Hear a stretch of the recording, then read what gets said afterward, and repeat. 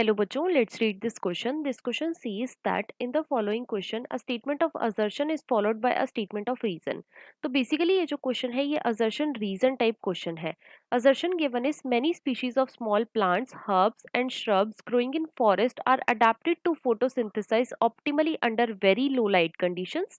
And reason given is small plants or short plants like herbs and shrub have characteristic small leaves as compared to tall plants and are photosynthetically less active.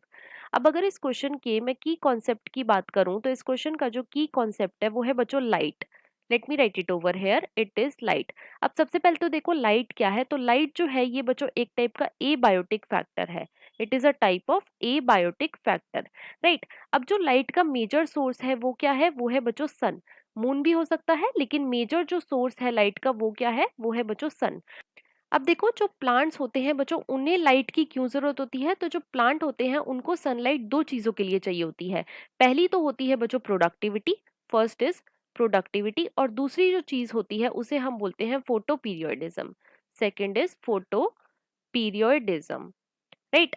लेकिन कुछ plants ऐसे होते हैं जैसे कि हो गए बच्चों आपके हर्ब्स और श्रब्स. ये कैसे होते हैं, ये बच्चों अडेप्टेड होते हैं टू लो लाइट कंडीशन. ये कैसे होते हैं, they are adapted to low light condition. मतलब कि ये लो लाइट पे भी फोटोसिंथेसिस कर सकते हैं, राइट. अब अगर मैं एक फॉरेस्ट की बात करूं तो एक फॉरेस्ट के अंदर जो सबसे ऊपर लेयर होती है वो होती है बच्चों ट्रीज की. ट्री के बाद लेयर आती है बच्चों श्रब्स की.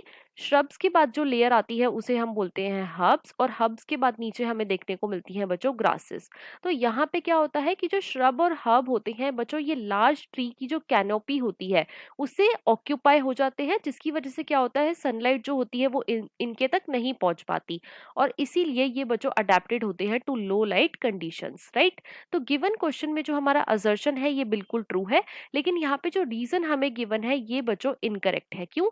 क्योंकि जो शॉर्ट प्लांट्स होते हैं जैसे कि हर्ब्स और श्रब ये बच्चों फोटोसिंथेटिकली लेस एक्टिव नहीं होते.